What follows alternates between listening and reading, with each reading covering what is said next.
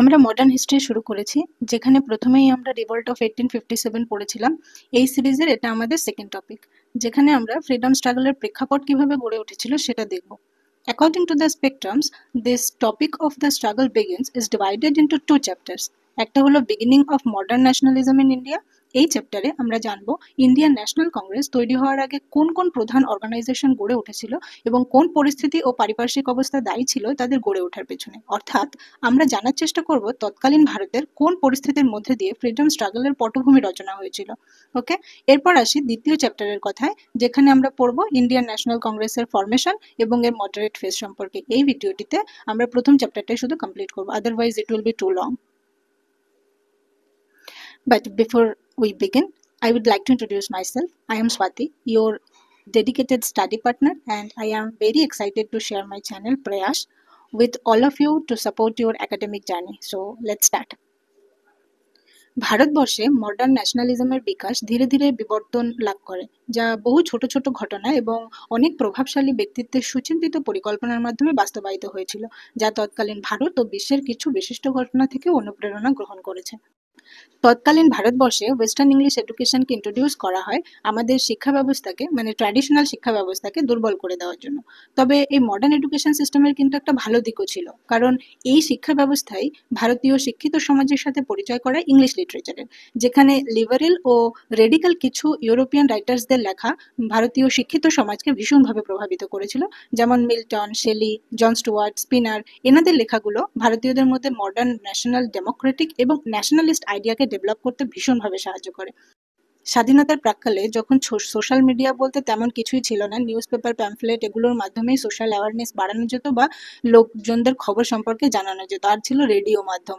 তো মূল কথা হলো, ভারতবর্ষের বিভিন্ন অঞ্চলে যেহেতু আলাদা আলাদা ভাষায় কথা বলা হয়, তাই জাতীয়তাবাদী নেতাদের মধ্যে কমিউনিকেশনের একটা কমন মাধ্যম দরকার ছিল, যেটা সম্পর্কে সবাই বুঝতে পারবে কথা বললে।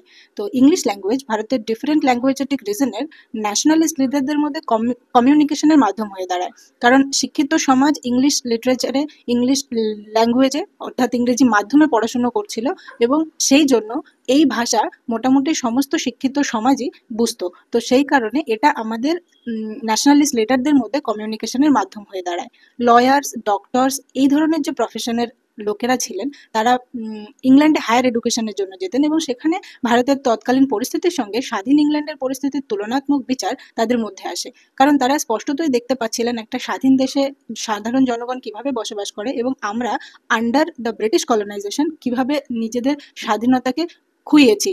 তো সেইটার তুলনাত্মক বিচারের ফলে তারা এটা বুঝতে পারেন যে স্বাধীনতাটা আমাদের শিক্ষা এবং সংস্কৃতিকে বাঁচিয়ে রাখতে ও তার ডেভেলপমেন্টের জন্য কতটা ভীষণভাবে জরুরি, এবং এই বিষয়টাই ভীষণভাবে আমাদেরকে সাহায্য করে স্বাধীনতার জন্য এগিয়ে আসতে। তো তোমরা দেখলে যে এটা নিশ্চিতভাবে বলা যায় ভারতের স্বাধীনতা সংগ্রামের প্রেক্ষাপট গড়ে ওঠার পেছনে তৎকালীন ওয়েস্টার্ন এডুকেশনের একটা ভীষণ বড় ভূমিকা রয়েছে। ঊনবিংশ শতাব্দীর শেষের দিকে ইন্ডিয়ান প্রেসের জগতে একটা ভীষণ বড় রিভলিউশন এসেছিল। এই সময় ব্রিটিশদের বিভিন্ন রেস্ট্রিকশন থাকা সত্ত্বেও ইন্ডিয়ান ওন্ড ইংলিশ এবং ভার্নাকুলার নিউজ পেপার ছড়িয়ে পড়ে সারা ভারতবর্ষে। 1877 সালে কম করে 169টা নিউজ পেপার পাবলিশ হতো বিভিন্ন ভার্নাকুলার ল্যাঙ্গুয়েজগুলোতে, এবং এগুলো সার্কুলেট হতো কম করে 1 লাখ মানুষের মধ্যে। ক্যান ইউ ইমাজিন সেই সময়? তো এই প্রেসগুলোর কাজ ছিল মূলত দুটি। প্রথমত, এরা বিভিন্ন ব্রিটিশ পলিসিগুলোকে ক্রিটিসাইজ করতো, এবং দ্বিতীয়ত সমস্ত সাধারণ দেশবাসীকে একজোট করার জন্য ডাক দিত।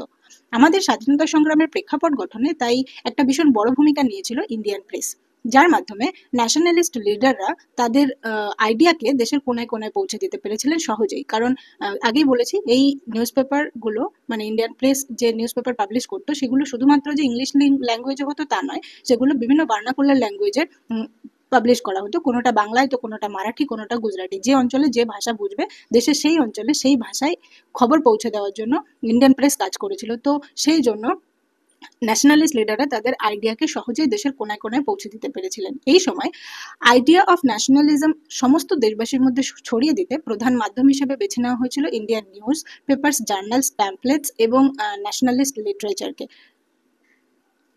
তৎকালীন বিশ্বের বিশিষ্ট পণ্ডিতদের যেমন ইউরোপীয় স্কলার মার্কস মুলার, মনিয়ার উইলিয়ামস এবং ইন্ডিয়ান স্কলার্স যেমন আর জি ওয়ান্ডারকার, আর.এল. মিত্র অ্যান্ড পরবর্তীকালে স্বামী বিবেকানন্দ এনাদের ঐতিহাসিক গবেষণা ভারতের অতীতের একটি সম্পূর্ণ নতুন চিত্র তৈরি করেছিল।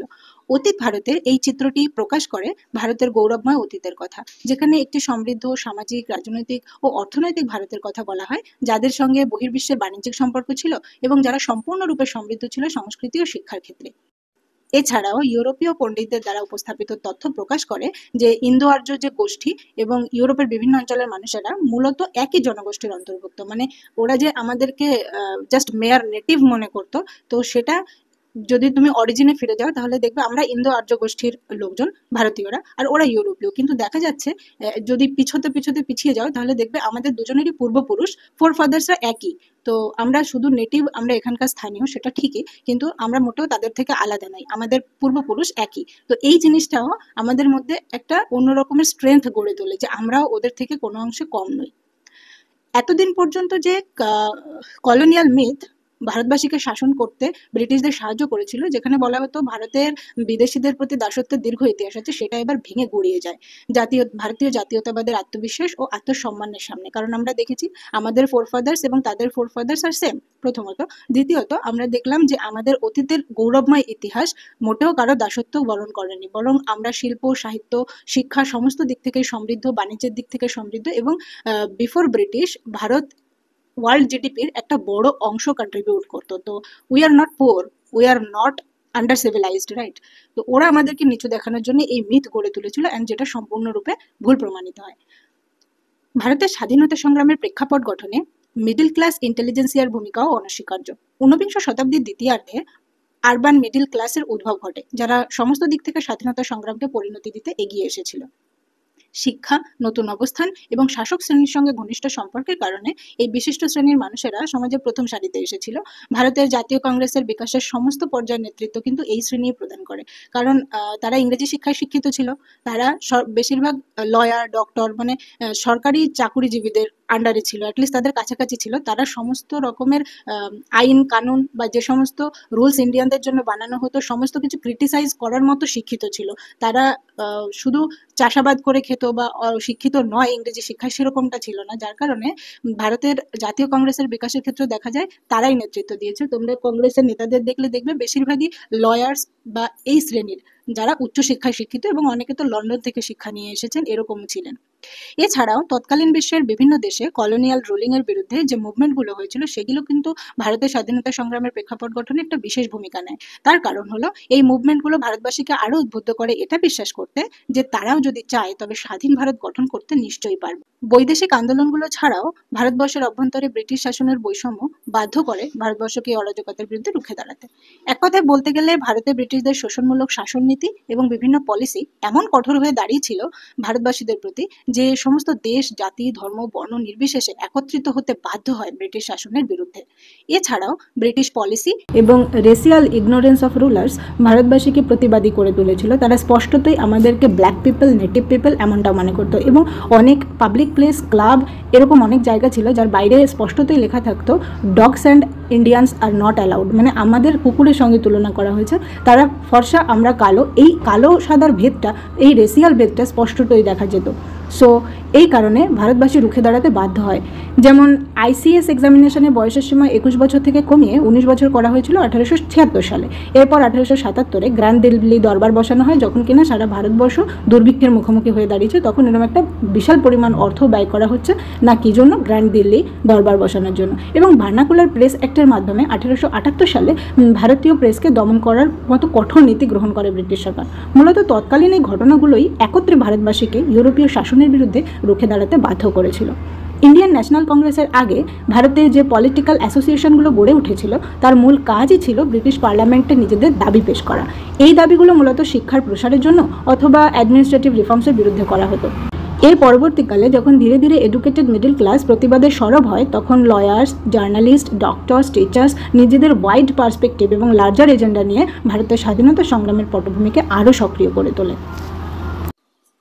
স্পেকট্রামে তুমি দেখতে পাবে যে পলিটিক্যাল যে অ্যাসোসিয়েশনগুলো গড়ে উঠেছিল বেঙ্গলে, পাঞ্জাবে হোল ওভার ইন্ডিয়া বিভিন্ন জায়গাতে।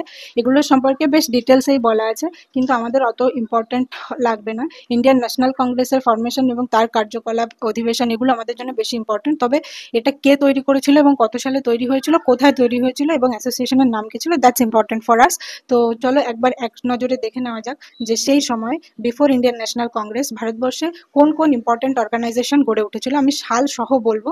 আমি জানি হয়তো একবারে মনে রাখা সম্ভব নয়, বাট তুমি যদি এটাকে নোট ডাউন করে নাও তাহলে মেমোরাইজ করতে এতটুকু অসুবিধা হবে না। আর you know that frequent revision will help you a lot. তো দেখো, প্রথমত 1836-এ বঙ্গভাষা প্রকাশিকা সভা বলে একটা সভা গঠন করা হয় এবং যিনি গঠন করেন তিনি হলেন রাজা রামমোহন রায়। অবভিয়াসলি এটা বেঙ্গলে গড়ে উঠেছিল।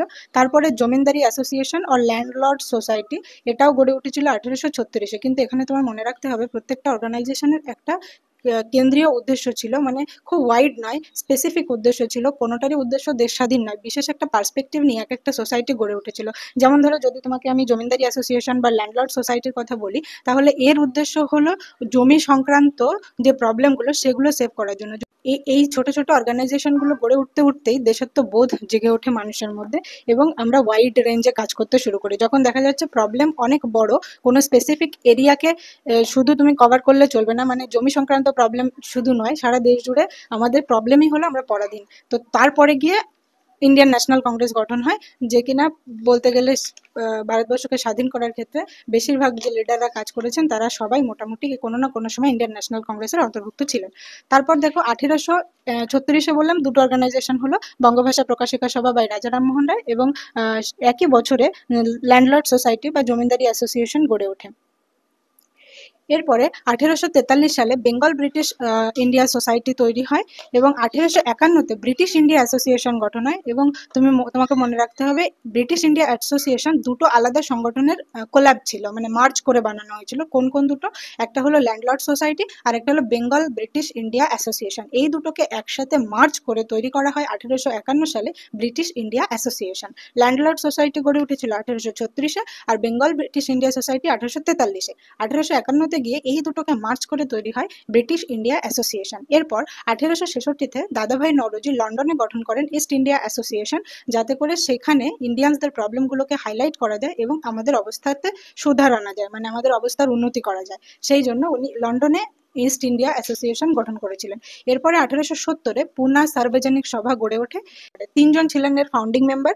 এক হলো S.H. চেপলাঙ্কার, 2 গণেশ বাসুদেব যোশী, 3 মহাদেব গোবিন্দ রানাডে। তিনজনে মিলে তৈরি করেন পুনা সার্বজনিক সভা। এটা বুঝতেই পারছো, পুনা শুনে মহারাষ্ট্রে গঠিত হয়েছিল। আমি আগেই বলেছি যে এগুলো দেশের বিভিন্ন জায়গায় গড়ে ওঠা অ্যাসোসিয়েশন। তারপরে 1875-এ Indian League by Shishir Kumar Ghosh গঠন হয়। 1876-এ গিয়ে Indian Association of Calcutta. Indian Association of ক্যালকাটাকে আবার ইন্ডিয়ান ন্যাশনাল অ্যাসোসিয়েশনও বলা হতো। তো এই ইন্ডিয়ান ন্যাশনাল অ্যাসোসিয়েশন বা ইন্ডিয়ান অ্যাসোসিয়েশন অফ কলকাতা গড়ে ওঠে যাদের নেতৃত্বে, তারা হলেন সুরেন্দ্রনাথ ব্যানার্জি এবং আনন্দ মোহন বোস। এই জন্য বলা হতো এটা ইয়াঙ্গার ন্যাশনালিস্ট অফ বেঙ্গলদের তৈরি। তো এরপর 1885-তে বম্বে প্রেসিডেন্সি অ্যাসোসিয়েশন গঠন হয় এবং যেটা স্টার্ট করেছিলেন বদরুদ্দিন তায়াবজি। উনি শুরু করেন বম্বে প্রেসিডেন্সি অ্যাসোসিয়েশন। 1884-তে মাদ্রাজ মহাজন সভা বলে আরো একটা সভা গঠন হয়েছিল। তার ফাউন্ডিং মেম্বার ছিলেন এম বীর রাঘবাচারী, বি সুব্রমণিয়া মায়ার এবং পি আনন্দচার্লু। নামগুলো একটু অন্যরকম, কারণ এটা সাউথ ইন্ডিয়ান কথা, তো আমাদের কাছে একটু খটোমটো লাগবে। বানানটা একবার দেখে নিও, তাহলে আর অসুবিধা হবে না। তুমি তো বাংলায় পরীক্ষা যদি দাও তাহলে নামগুলোকে বাংলা ভাষায় লিখে নিলে তারপর তোমার আর অত কঠিন লাগবে না, যদিও একটু বড়। ঠিক আছে, তো মোটামুটি এই অ্যাসোসিয়েশনগুলোই গড়ে উঠেছিল ইন্ডিয়ান ন্যাশনাল কংগ্রেসের আগে, যেগুলোকে আমরা বলি political association before Indian National Congress. Okay, মোটামুটি তাহলে আমরা আজকে শেষ করলাম আমাদের এই সেকশনের প্রথম চ্যাপ্টার। যে দুটো চ্যাপ্টারের কথা বলেছিলাম, আমাদের টপিকের নাম ছিল দ্য স্ট্রাগল বিগিনস, সেখানে দুটো চ্যাপ্টার ছিল beginning of modern nationalism in India, যেটা অলরেডি আজ আমরা ডান করলাম। নেক্সট ভিডিওতে আমরা পড়বো Indian National Congress, it's foundation and the moderate phase. তো চলো আজকের মতো এখানেই শেষ করছি। ওকে, তাহলে তোমার সঙ্গে দেখা হচ্ছে পরবর্তী ভিডিওতে with the next chapter of this section. Till then, stay tuned and focus on your goal. With the best wishes and regards, signing off, Swati, your study partner.